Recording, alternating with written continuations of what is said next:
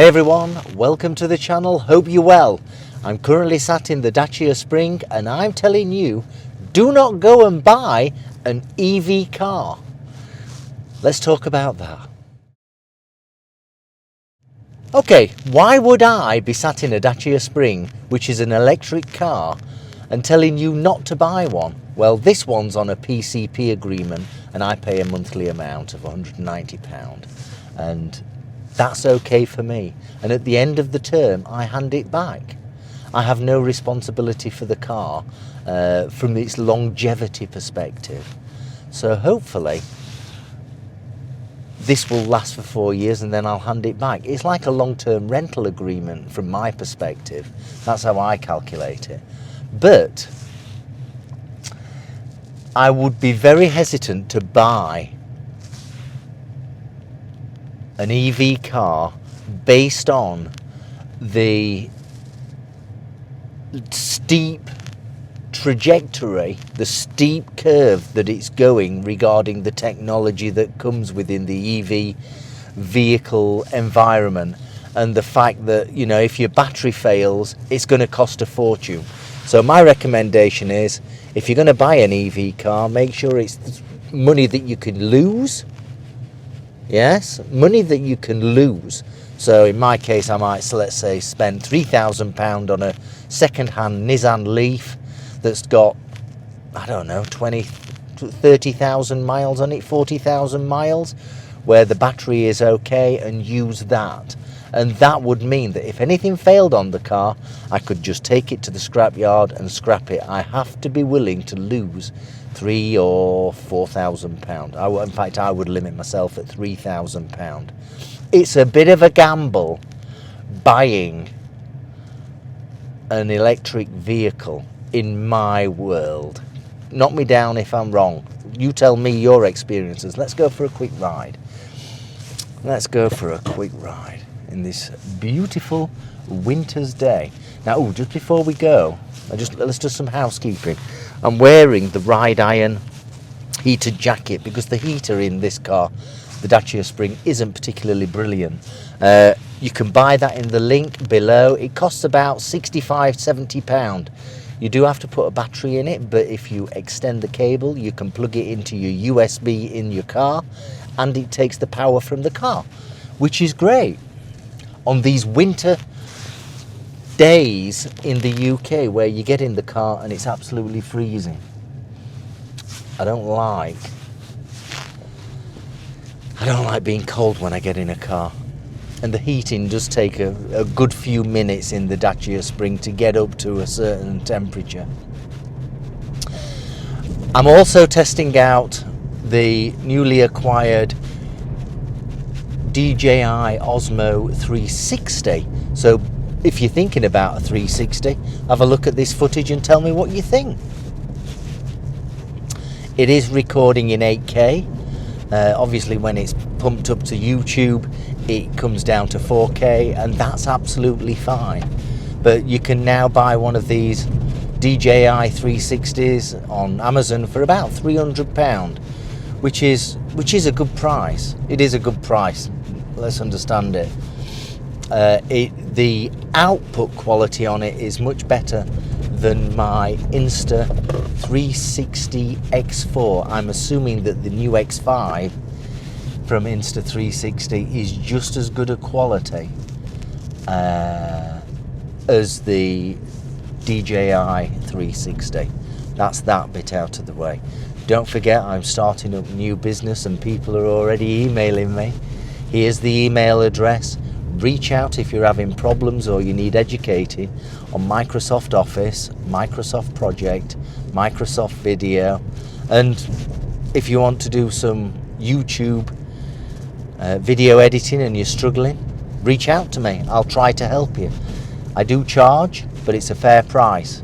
It is a fair price. Details you can ask in the email. I can do lots and lots for you from an IT perspective, having worked in IT for 40 years. There we are. That's that plug out of the way. We've talked about the ride iron jacket. We've talked about my skills in IT, and they're up for sale to you to help you through your working day. And we're now talking about this, the Dacia Spring, and why I wouldn't buy an EV. Now the trajectory regarding technology in the electric vehicle space, more cars than motorbikes. I think motorbikes have become a bit stagnant, but with cars, it really is on a fast moving pace, where in 2 years' time the technology for the battery on this Dacia Spring will be outdated. I understand a new Dacia Spring is coming out with a bigger battery and more power and all that kind of thing, but I'm not even talking about that. The technology stack that the car is built on may go in leaps and bounds, so subsequently the value of these electric vehicles absolutely plummets. They become virtually worthless, which is fine, and that's why I'm using this as almost a rental car using a PCP agreement. Remember, Dave Ramsey, 10% of your earnings is the maximum you should spend on your car or cars if you have a hire purchase or PCP agreement. So if you earn £3,000 after tax, then the maximum you should spend is £300. That's the maximum. There we are. Bit of advice there from Dave Ramsey. He's a really good channel when it comes to finances and sorting out your problems. Very interesting guy. But would I buy an EV? Probably not. If it was £3,000 or less, I'd take the gamble, on the understanding that I'm willing to take the gamble with £3,000,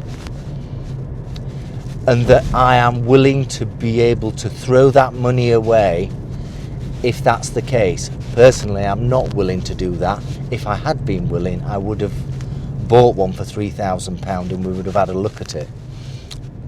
This monthly payment, which is like a lease agreement from my perspective, works best for my situation, right? It works best for my situation.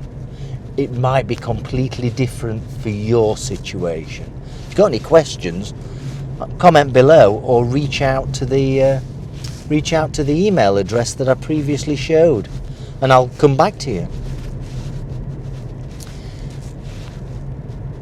Things will change in 2 years, 4 years, 6 years. There will be massive change in the electric vehicle space. Demand may reduce, demand may increase. Technology may be pushing the boundaries even further and bringing back new benefits that we never even considered today. There's lots and lots of opportunity in the electric vehicle space. One of the challenges is the price of cars, and you know, that's why the Dacia Spring was not purchased but PCP'd. And remember, when you have a PCP car, the bank owns it, not you. The bank owns it. You're just like renting it. And you know, by now I will have already put up some screens from Marketplace or maybe eBay that shows you some prices of Nissan Leafs. Let's go down here. Let's see how the camera picks this up. Of Nissan Leafs that are maybe £3,000 or thereabouts, £3,500, £2,500. Let's just go down here. And these are the cars that I might look at. You know, I know they've got maybe something like 90 miles range, but for most folk, that's more than enough. That is more than enough. You know, if you're just taking the kids to school and doing the Tesco shop, 90 miles is more than enough. You could charge it every night You could charge it every night and get your 90 miles up. Most people don't travel 90 miles in a day. So it might be a good option, but it is a risk based on the technology. That's the challenge, yeah? That's the challenge. What do you think? Would you buy a second-hand EV? And what are your price boundaries? Would you be, let's assume you don't get a warranty. What is the maximum that you would spend on an EV? If I was pushed into a corner and had to buy something with no warranty, I would probably not spend any more than £3,000, on the understanding I'm willing to take the risk of losing £3,000 should the battery system fail, which is the most expensive part, or the motor train, that is another expensive part. I don't know, am I thinking the wrong way? Am I thinking the wrong way? And to be fair, for the Dacia Spring, how long have I owned it now? 9 months? It's been absolutely fantastic. Some of the software on it just here is not great. The navigation on it has gone and it won't work. I really need to take it back into the dealership and they will fix it, but I just haven't had time. Been so busy at work and answering emails where people have asked, how do you do this in Microsoft Excel? How do you do this in Visio? Yeah? And then I reach out to them on Zoom and show them how to do it. Yeah? So I give you one-on-one tuition. This is not a recorded thing. It's one-on-one tuition. And people keep on coming back. It's amazing, really. It really is amazing. And if you're in the local area to where I am, I'm happy to come round to your house and show you. Yeah? On your computer. That's about it, really. What do you think? You tell me your thoughts. How much would you spend on a second-hand EV car like a Nissan Leaf which had no warranty? Is £3,000 too much? Would you spend more? On the understanding, should something fail, it's going to be expensive and probably not worth fixing. Just a thought. You tell me. We're at the beginning of 2026. It's going to be a fantastic year.